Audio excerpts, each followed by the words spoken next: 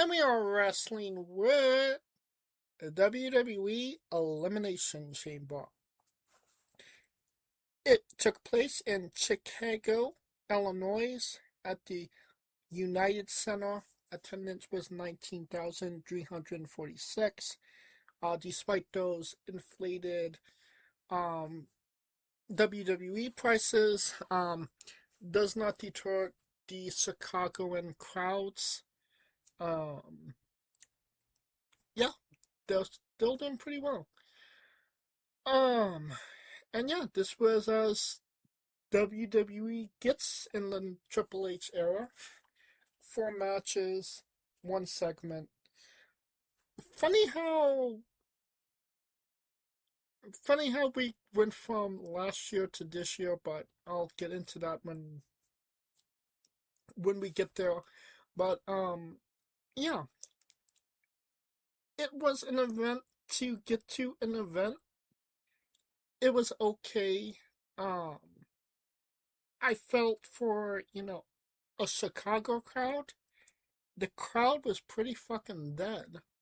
And that's weird, because fucking CM Punk was on this card. And, like, these people were sitting on their hands.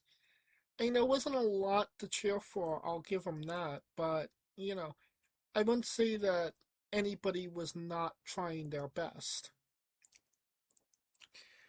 But let's get into it. The Elimination Chamber match for the WWE Women's Championship #1 contendership at WrestleMania 42. Rhea Ripley defeated Grunge Punk Barbie, Tiffany Stratton, Alexa Bliss, Asuka, Kiana James, and Raquel Rodriguez. Um, Good match. Tiffany took the bulk of the beating. Poor Tiffany. Like, they beat the crap out of her. Um, it stayed between. It got to just Rhea and Tiffany. Um, Rhea got the nod. Doesn't seem like Tiffany is going to be featured, and I mean, obviously, we're going to need something Tiffany Stratton, but it's not going to be in the Rhea Jade Cargill match. Uh, Raquel got a double stack pin on Asuka and I think it was Kiana. I didn't think that was a great way to take out Asuka of all people, but okay. But she obviously got some shine there. Uh, there, there was a good moment where Tiffany Rhea jumped off of the pod and slammed sunset flipped Raquel. Tiffany did the prettiest moonsault ever to get her out, so obviously they protect Raquel in that instance. Um, I like Rhea, love Rhea, Rhea, mommy. Her. I'm sorry, but it reeks of desperation that they're putting literally their biggest star in the biggest part in the biggest match that they could get her because they need to sell tickets. I mean, I get it. I'm not mad of it, but again, it kind of reeks of desperation at this point that they need Rhea Ripley in this, position in order to get, more asses in seats for WrestleMania. I haven't seen that it actually made any difference, but yeah, it definitely happened. So we'll see if the build up helps anything.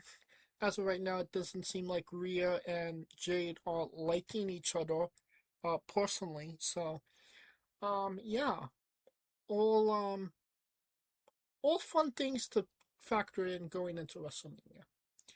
The match as itself, I think it wasn't a bad match. I don't think that there has been a legitimately good Elimination Chamber since they've changed the chambers over to, as I like to call it, the baby proof chamber. But, I digress. 3.5 stars. Alright, WWE Women's Intercontinental Championship. AJ Lee defeated Becky Lynch in 15 minutes 40 seconds.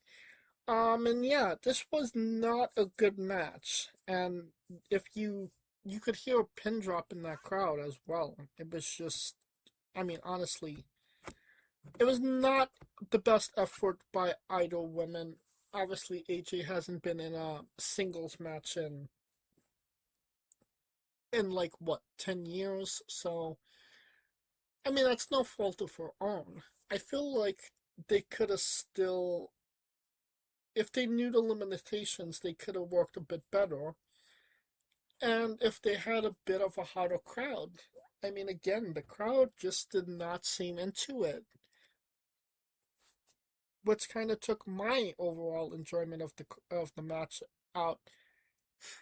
Not significantly, but the match was definitely not up to par. I legitimately do not know what they're doing at this point. It's like I like fuck it. Like just give it to AJ Lee. Becky Lynch doesn't need a win on AJ. I have no idea. I mean, this should have been Becky fucks AJ, get to a rematch at WrestleMania, AJ wins at WrestleMania. But I mean, the only other alternative is we do Becky beats AJ at WrestleMania, or I mean, that would be quite a boring WrestleMania match if AJ Lee beat her 4 times in a row. Like, my God, like, what's the point of it at that point? You know what I mean? It just seems like bad booking, on my opinion. They're trying to be unpredictable, in quotation marks, but they're just making bad decisions. It's not, like I said earlier, um, it's not good what the fuck moments. It's bad what the fuck moments. And I just question why they're doing it. But yeah, AJ won the match, and she's going into WrestleMania as Intercontinental Champion. I give the match 2.5 stars. It was not good. I love me some Becky Lynch, but this was not a good showing by Becky Lynch, even though she tried her hardest to make it her best. And I mean, plus her baggy, her her poofy soul, her poofy jacket. Oh my god, that was so fucking distracting. I cannot tell you, like the poofy jacket sleeves, the poofy sleeves. I could not deal with it. It drew me off 100%. Like those sleeves needed to come off at some point, and they were a part of the gear. I get that they won Chicago. She might have been cold, but I mean, my God, they were just not the right fashion choice for that match. All right, that brings us to the World Heavyweight Championship match. CM Punk defeated Finn Balor in 20 minutes 25 seconds. Once again, crowd was dead. I mean, CM Punk in Chicago, you would have thought that there would have been a pop for CM Punk, but there wasn't, and they didn't care. And I know that he was wrestling Finn Balor, and it was kind of obvious who was going to win, but I mean, CM Punk in Chicago, and he didn't get a pop. It kind of tells you how the crowd was feeling tonight, or that night. It's just crazy to me. I will say that the match wasn't. I don't think the match was as good as their match on Raw in Ireland. So I mean, it was already an uphill battle from that standpoint. But I mean, they did. what they needed to do, I suppose. They got CM Punk on the card. That's what they needed to do. Balor gave him, a run for his money, I suppose, you know, theoretically, in storyline purposes. But yeah, this was not it. Um, Interesting to see that Finn Balor is taking more of a face standpoint since this match. He's already coming out to Catch Your Breath, his original NXT theme. So I mean, we're getting Finn Balor proper back face. I don't know how that's actually going to go because I mean, people are really feeling dumb right now. So I might make the argument that they're turning Finn Balor heel by turning Finn Balor face, if that makes sense. But I mean, I'd say WWE knows what they're doing, but clearly they don't. So we shall see what happens there. CM Punk's obviously going up against Roman um, in a rehash of last year minus um, minus Seth Rollins. Um, didn't really like this match either. 2.5. I want to say 2 and 7/5. Let's do 2 and 7/5. It was it was better than the last match, but I don't feel like it deserves a 3. Maybe if Kaliko was here, I would be willed or compelled to give it a 3. But since he's not, 2 and 7/5. All right, now we ask, what's in the box? What's in the box? Coffin was in the box, and out of the coffin came vampire dancers and then a one fucking Danhausen. Danhausen has skipped the line, has not, did not go directly to NXT. He is on the main roster. Um, he was accompanied, like I said, by vampire dancers that danced. He presented Michael Cole with a jar of teat. He got in the ring, danced for maybe 30 seconds, if that. Um, a poof of smoke, lights go down, and he's out. And the crowd could not give less of a fuck. Again, a bad Chicago crowd. And I can't even believe I'm saying this. Chicago had a bad crowd. Like, they didn't. I mean, of all places, I would have thought Chicago would have been where Danhausen would get a pop. He's fucking from Chicago. And nothing. Crickets. And by the end of the segment, he was getting booed. One person literally screamed, "Worst surprise ever." Which is kind of Danhausen if you think about it. I think a lot of people were expecting Chris Jericho. And I mean, that's fine. But it's not WWE's fault for for your expectations. I mean, there was no tease that it was going to be Y2J or Chris Jericho or anything. They said there's a box. It's gonna be opened on Elimination Chamber, and that was literally it. And um, I guess Jim Cornette's a liar because if you come out of a box, you're immediately over. And Danhausen was not over. He was um the opposite of over. People did not like him.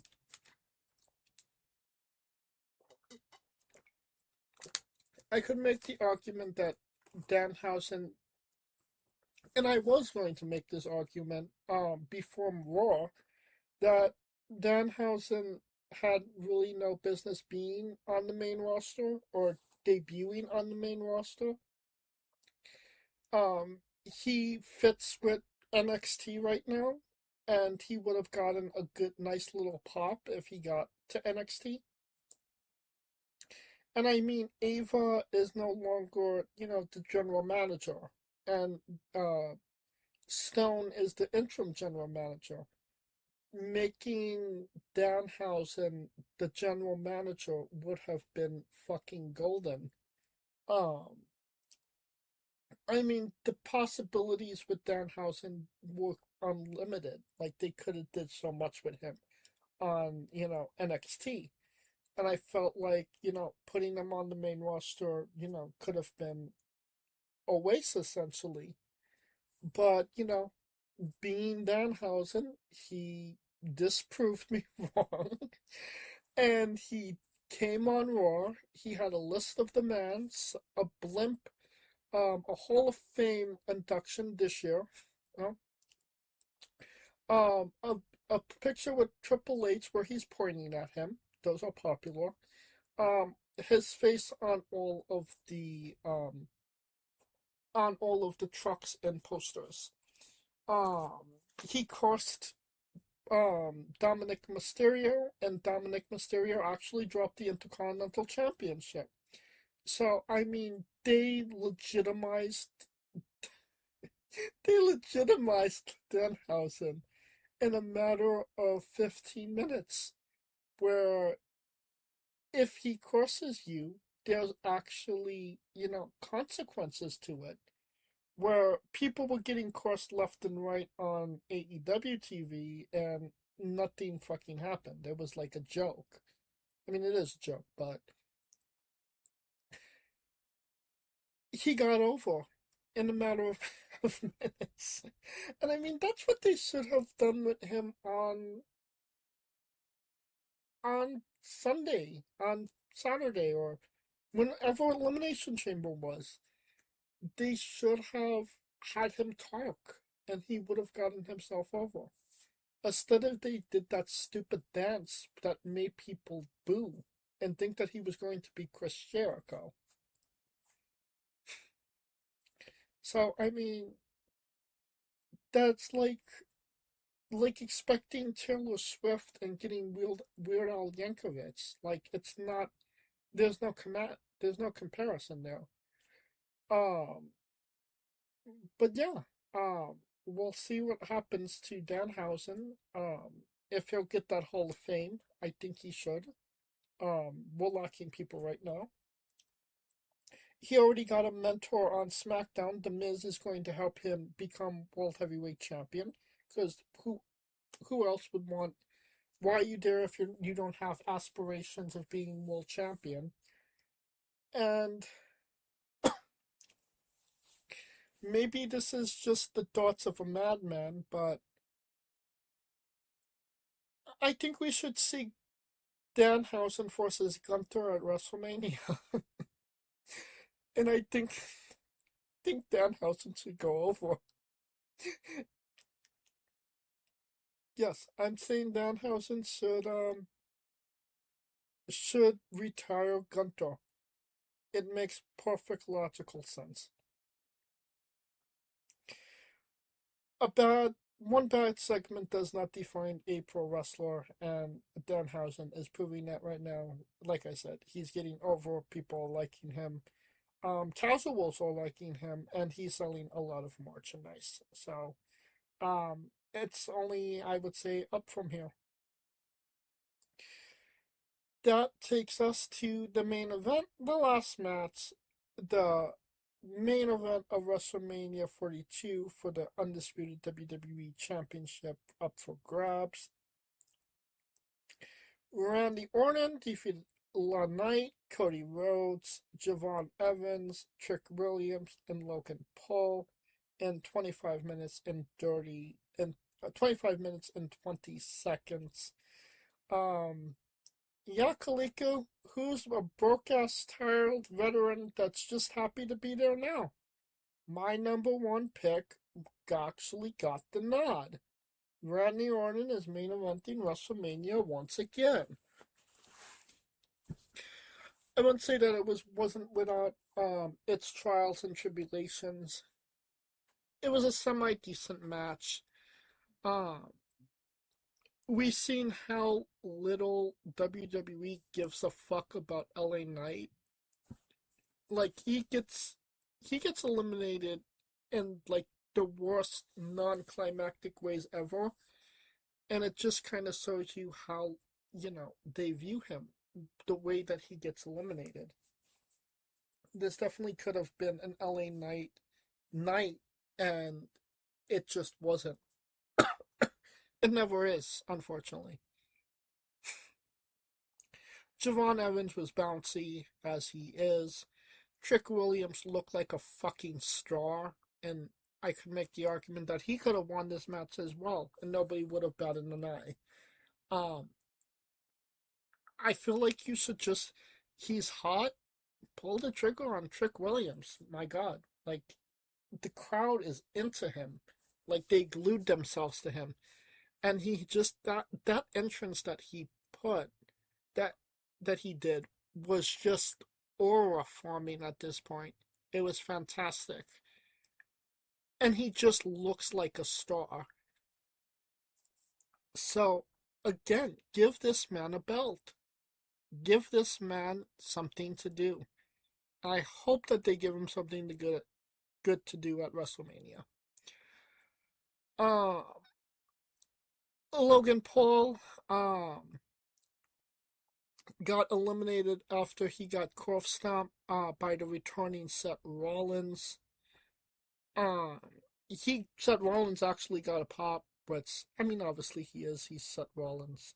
CM Punk didn't get a pop in his hometown, but I digress. Um, but yeah, Seth Rollins back. I assume he's wrestling Logan Paul again at WrestleMania for no fucking reason. Well, I mean, there is a reason. Like, everybody else is hurt, so. I mean, I can't falter them for that, but they're trying to make, chicken salad here, but I mean, there's still residue of chicken shit. Uh, I mean, it is what it is. We're left with Randy Orton and Cody Rhoads. Drew McIntyre comes in. Cody hits McIntyre with the Crossroads. Randy Orton hits Cody with the RKO. Randy gets the pin. 1, 2, 3. Big pop from the Chicago crowd. Quite arguably the loudest pop of the night was when Randy Orton actually won. And the crowd went home happy, and I was happy with this as well. Like I said, Randy was my pick. I think Randy should be in this position. Um, so yeah. Um, I mean, it doesn't forgive the fact that it was not a memorable or a good chamber match, but I mean, definitely the pop at the end made it kind of worth it, I suppose. So I would say that that was good. You know, like I was saying at the top of the show, it's funny how we went from last year. Our big surprises was The Rock and Travis Williams, and now we go we speed up 1 year, and our biggest surprise is Danhausen. I mean, it kind of tells you where we are at this point. Um, but yeah, I'm happy that it's Randy. I think that I don't think it's going to move the needle all that much, but it is definitely an attraction to see Randy Orton try and get 15. So, I mean, that's how I felt at the time as well.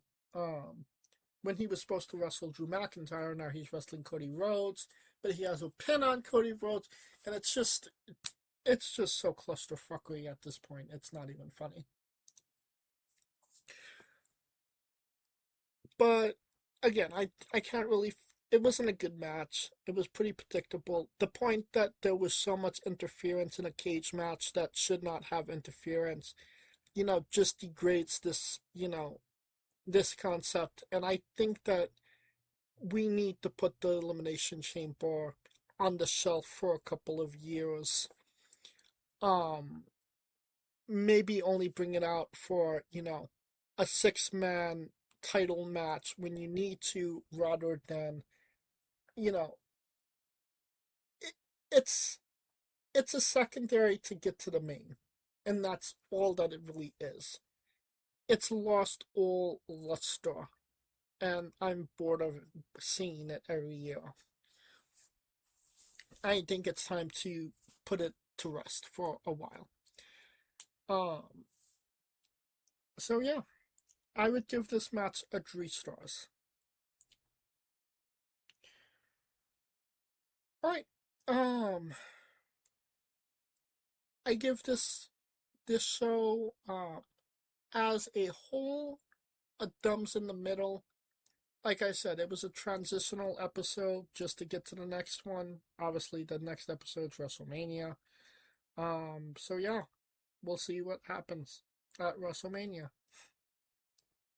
But this show, I'm not going to be looking back on this show fondly, if I'm being honest. Alright, that will conclude this episode.